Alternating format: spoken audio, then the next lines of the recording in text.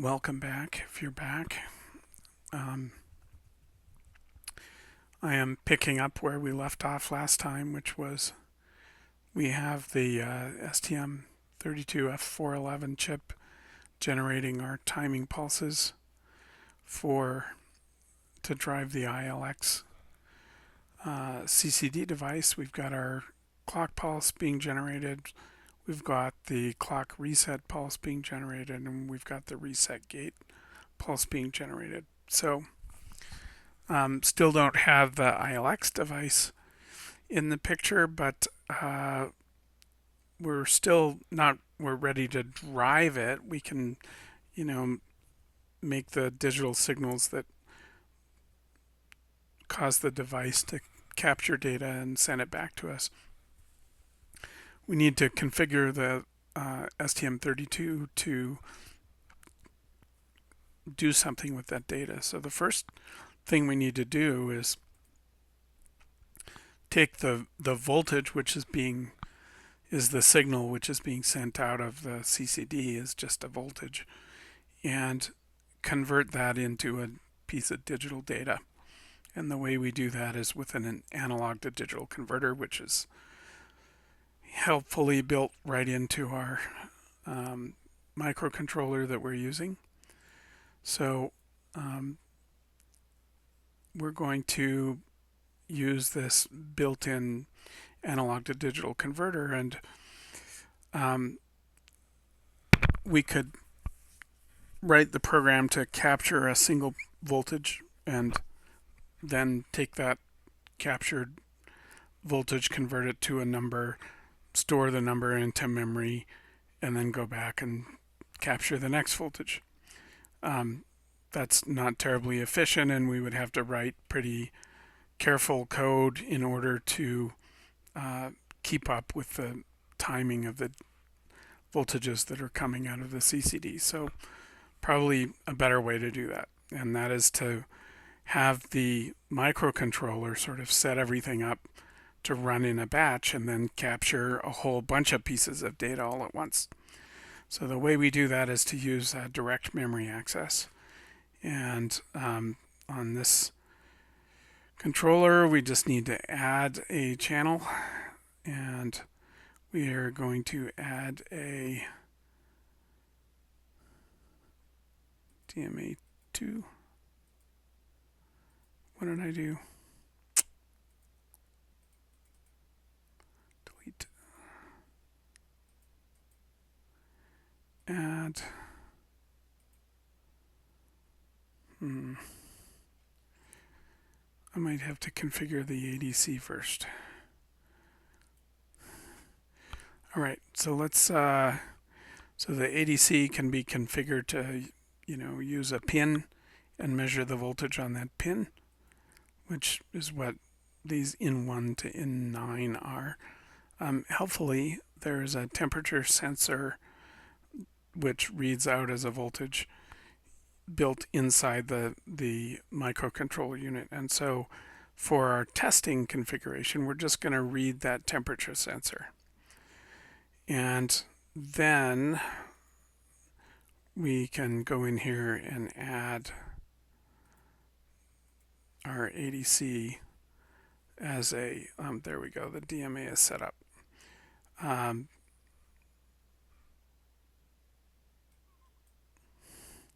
So here's what we're telling it. We're going to capture data in half word, which is 16 bits. And our ADC, which we'll get to, is only giving us 12 bits of data, so it'll fit in that 16 bits. And we're going to go from peripheral to memory, and it's going to use normal mode, not a circular buffer. So we're just going to define our buffer, and it's going to fill our buffer up with data from the ADC.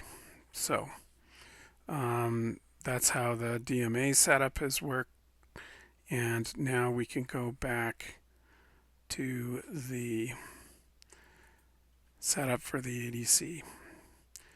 So whole bunch of options here to set on the ADC. And there are a lot of there's a lot of reading through the manual for the processor to figure out what is the right way to do this. So I'm going to condense this down to showing you what I've found that works and why it works.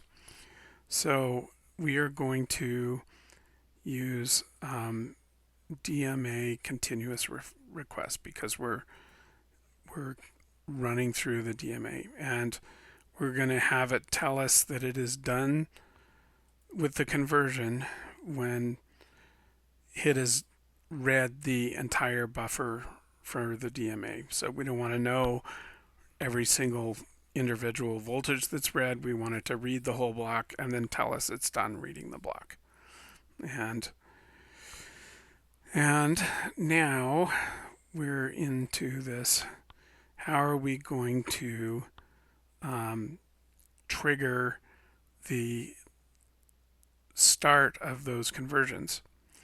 So there's a bunch of possibilities. We're going to use this timer 1 capture compare 2 event, and so it's going to trigger on the rising edge. And so what that is going to do is we're going to go back to timer 1, which is our clock timer, and we're going to add a channel to PWM generation channel 2. What did I just do? There we go. PWM generation channel 2. And the reason we're doing it is that we could actually do it with PWM generation, no output on channel 2, but I want to be able to read the pin PA9 when that ADC capture is being started. So I want to be able to see that it's sending the capture start signal. And then we're going to go down here to our generation channel 2, and we need to generate a pulse. And this is just like the other pulse. So this pulse is happening at so here we go. The pulse works like this. It starts off in low state, and the counter starts counting up. And when the counter passes the pulse time in ticks, then it transitions to the high state, and then the timer reaches the counter period, the ARR, the auto reload register, and when it hits the end of that period, then it's going to transition back to its default state, which is low. Okay, so that's what is happening on channel 1. That's our 1 megahertz pulse. So we're using our math on the defines to calculate how many ticks for the whole period and how many ticks is half of that. And so when this pulse gets sent in, this is being translated or sent to the clock pin on the what is going to be our ILX chip. And when that clock goes in, it's going to tell the chip, send me my next value. And so the output of the chip is going to be undefined for a certain amount of time until it settles out on its next value. So why this is important is if we start our ADC conversion at the same time as we start changing things around in the output of the CCD, we're just going to get some kind of noise, and it's not, we don't really know what we're going to get.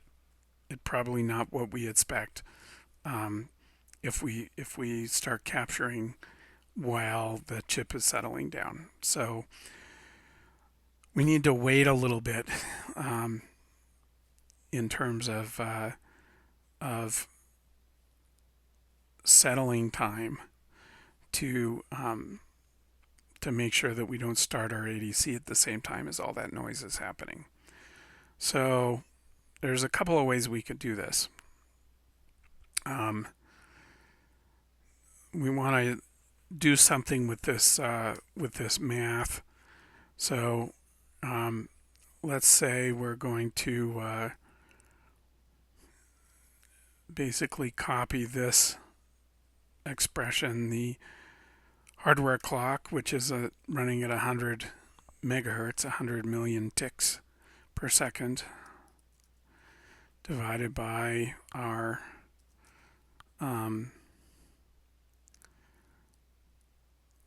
ILX clock,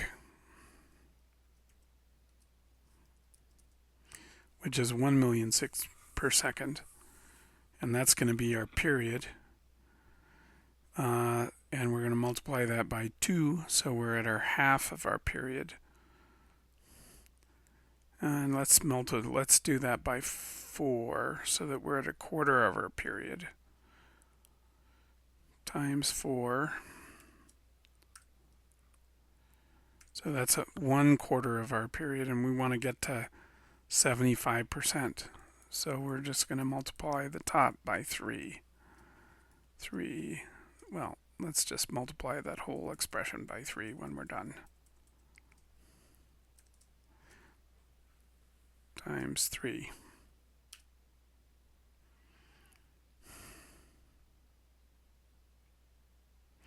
Great. So the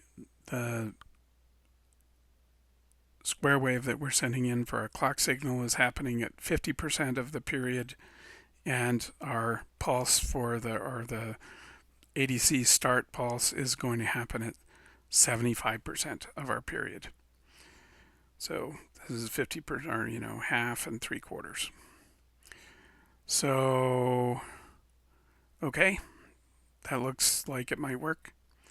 CH polarity needs to be the same as the other one, which is low. And let's generate our code.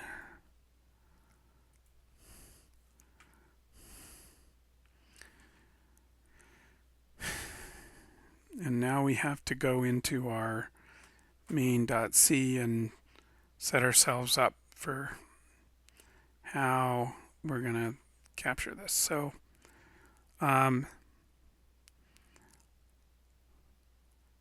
let's get our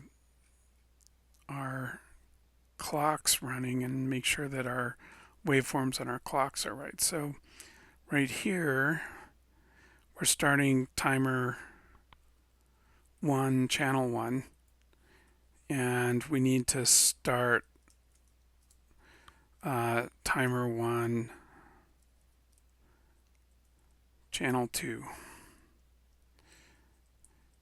And so that's our ADC timing channel that we're setting up for ourselves.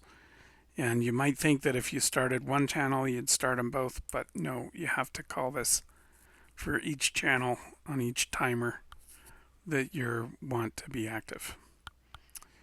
All right, so let's save that and run it and just check our waveforms.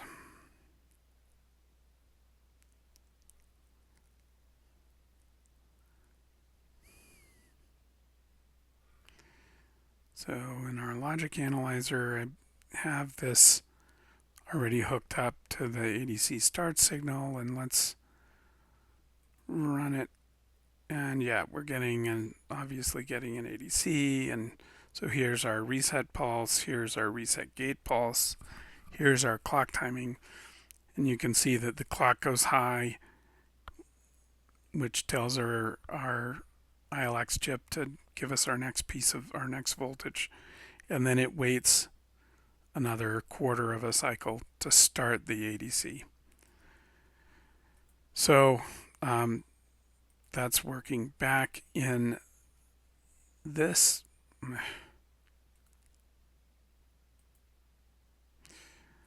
back in here, I need to show you in the ADC configuration, we have some options about how many bits of data we're going to capture. So the first thing to know is that the ADC clock is not running at the same speed as the system clock. So it says it's running at p clock 2 divided by 4. What is p clock 2? Well, we can look at the clock configuration and look through it, and p clock 2 is this internal clock right here, and so this is running at, for our part right now, 100 megahertz. So 100 megahertz divided by 4 is 25 megahertz, and then we need to capture our 12 bits, we need 15 ADC clock cycles.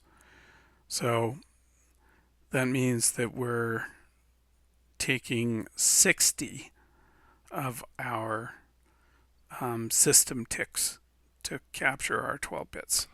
So that's 600 nanoseconds, or 0.6 microseconds. So in our timing here, once we start our ADC, we're going to be 600 nanoseconds from that start before the ADC is done, and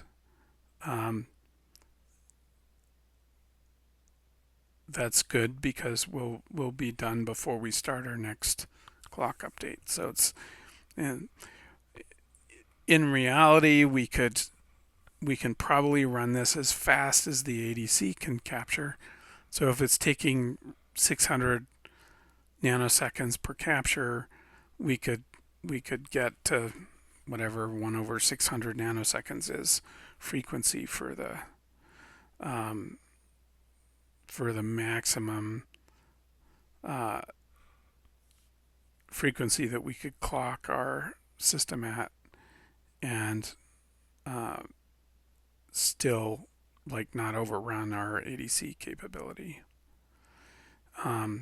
And for those that are interested, that is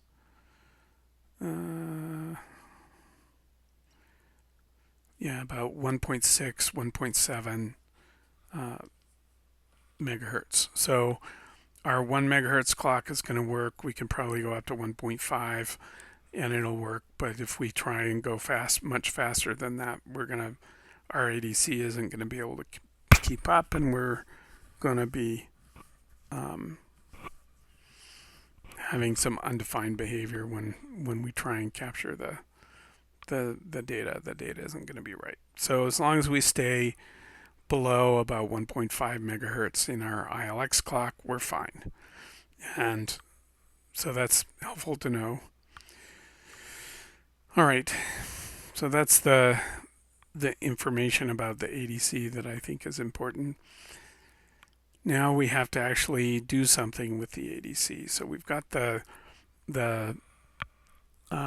available clock timer ready to start our ADC, but we haven't done anything to set up a place to put that data.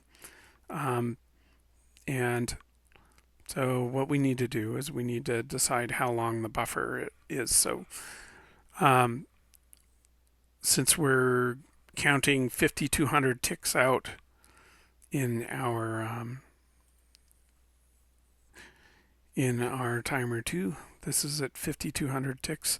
Why don't we just capture a line of 5,200 values from our ADC? That's easily more than the 5,036 that are being spit out by the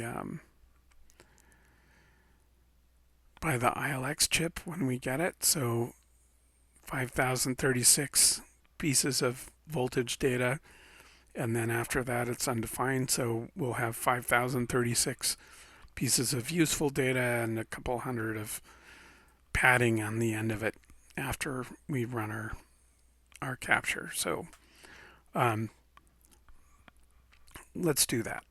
So we're going to say our And where I'm putting this is I know I didn't point this out last time, but a lot of like all the generated code is being replaced in this file every time we generate code. And so we need to be careful where we put our user code, and we just have to make sure it's in between a user code begin and a user code end block. And so here is our spot where we can do private defines. So we're going to define our ADC buffer length as 5200. Okay. And then we're going to go down here to the user code block for private variables, and we're going to define our buffer. So the ADC buffer is a uint 16, that's a half word t, and we're going to call it ADC buffer, and it's going to be an array of ADC buffer length. Put a semicolon in there so we don't look like a fool. All right, so that defines our ADC buffer. Great. Now we have to go down here, and you can see that the DMA has been initialized, the ADC has been initialized, and we're back into this. We need to get it started. So we come down here. It wouldn't do us any good to start it before we're generating our timing pulses for it, so it should be after that. And we're just going to put it in here. So we're going to do a HAL ADC start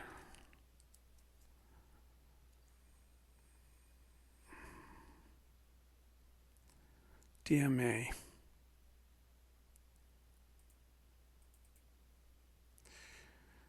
And that's going to be on ADC 1. And here's our pointer to our buffer, which was ADC buffer.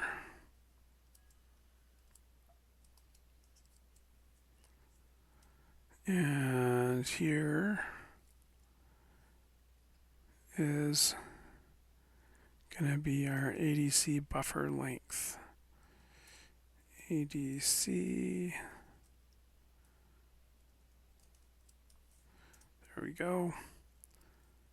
Semicolon. Now the ADC start DMA wants a pointer to a byte array rather than a half word array. So we're going to cast this to uint 8t.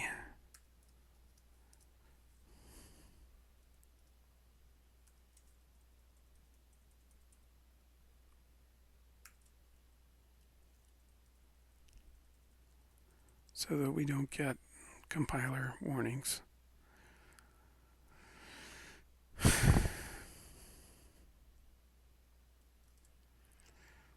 Let's see if that builds correctly, or if I gooned up the cast. No.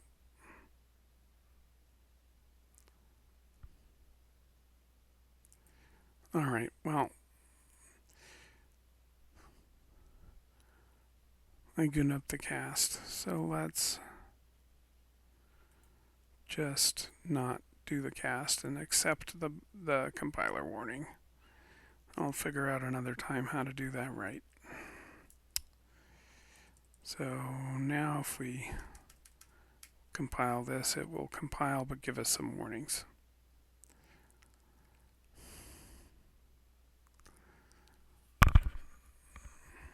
All right, so that compiled. Great.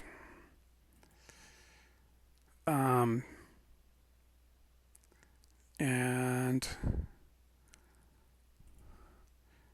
let's make go down here into our infinite while loop and do something with that. So let's just copy that ADC start. And let's start the ADC on a timer. And just put in a handle delay.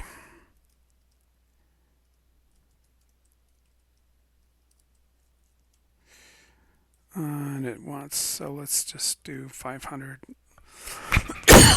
That's 500 milliseconds. Now if we set a breakpoint right here. Oops. And we start our debugger.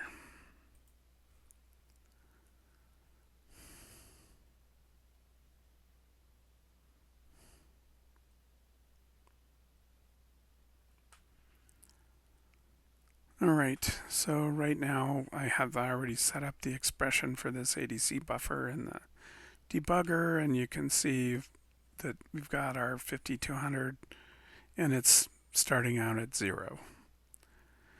So let's run until we get to our breakpoint.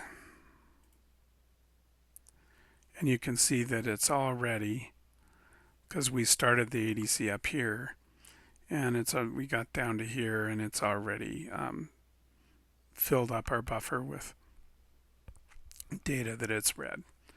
So let's run through another loop and just make sure that that data changes. Yeah, so all those are changing every time we go through here. So we're capturing data.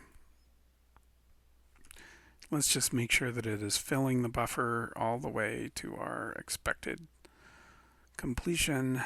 Yep, there's data all there. And we can run through another loop and make sure that's changing too. Yep, okay. So our ADC is capturing data. Great. And the next thing we need to do is send that ADC data back to the computer so that we can do something with it. So we're going to use USB, and I'm going to stop here and I'll make another capture to show how we set up the USB to receive data and to send commands to the microcontroller. But at this point, we've got our timing pulses being generated. We have the microcontroller set up to capture data right now. It's not capturing live data from the CCD chip. What it's doing is reading its own internal temperature sensor. But all we have to do to change that to capturing live data is check up here. We want it to use a capture pin. So that's going to load up on PA10 or PA0, and uncheck our temperature, and we'll be in business with the microcontroller to capture voltages from our ILX chip when we get it hooked up. So that's a good place to stop, and I will show you how to set up the USB as basically sending data back to the computer on the USB and accepting commands from the computer to the microchip over the USB in the next video. So until then.